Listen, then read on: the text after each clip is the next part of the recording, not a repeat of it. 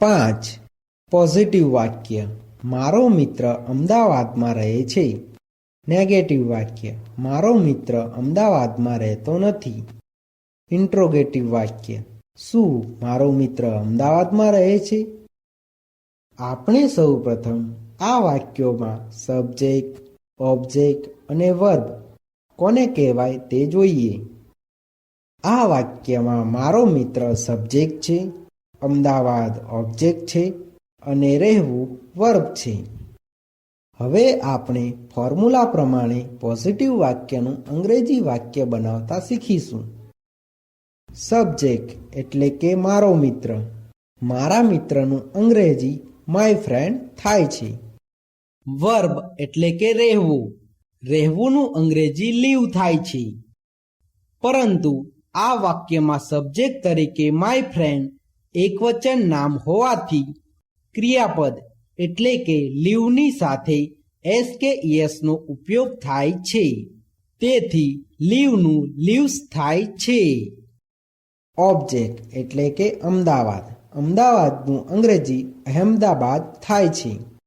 આ વાક્યમાં અમદાવાદની સાથે માં લખેલું હોવાથી અમદાવાદની આગળ ઇન લખવામાં આવે છે. આ વાક્યમાં અધર વર્ડ્સ નથી. આમ આ વાક્યનું અંગ્રેજી my friend lives in Ahmedabad એવું થાય છે. તેવી જ રીતે નેગેટિવ વાક્યનું અંગ્રેજી વાક્ય બનાવતા શીખીએ. સબ્જેક્ટ એટલે કે મારો મિત્ર. મારા મિત્રનું અંગ્રેજી માય ફ્રેન્ડ થાય છે. ડુ અથવા ડઝ.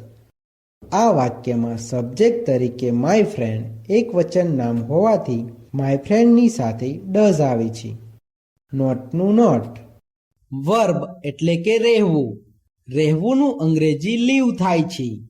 આ નેગેટિવ વાક્ય હોવાથી ક્રિયાપદ એટલે કે લીવ સાથે એસ કે નો ઉપયોગ થતો નથી. ઓબ્જેક્ટ એટલે કે અમદાવાદ. અમદાવાદનું અંગ્રેજી અહેમદાબાદ થાય છે. આ વાક્યમાં અમદાવાદની સાથે માં લખેલું હોવાથી અમદાવાદની આગળ ઇન લખવામાં આવે છે. આ વાક્યમાં અધર વર્ડ્સ નથી. આમ આ વાક્યનું અંગ્રેજી my friend does not live in Ahmedabad એવું થાય છે. તેવી જ રીતે ઇન્ટ્રોગેટિવ વાક્યનું અંગ્રેજી વાક્ય બનાવતા શીખીએ. ડુ અથવા ડઝ. આ વાક્યમાં સબ્જેક્ટ તરીકે માય ફ્રેન્ડ એકવચન નામ હોવાથી માય ફ્રેન્ડની સાથે ડઝ આવે છે. સબ્જેક્ટ એટલે કે મારો મિત્ર. મારા મિત્રનું અંગ્રેજી માય ફ્રેન્ડ થાય છે. વર્બ એટલે કે રહેવું. રહેવુંનું અંગ્રેજી લીવ થાય છે. આ ઇન્ટ્રોગેટિવ વાક્ય હોવાથી ક્રિયાપદ એટલે કે લીવ સાથે એસ કે નો ઉપયોગ થતો નથી.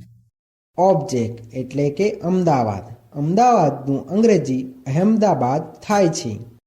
આ વાક્યમાં અમદાવાદની સાથે માં લખેલું હોવાથી અમદાવાદની આગળ ઇન લખવામાં આવે છે. આ વાક્યમાં અધર વર્ડ્સ નથી.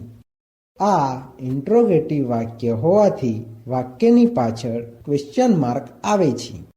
આમ આ વાક્યનું અંગ્રેજી does my friend leave in Ahmedabad એવું થાય છે.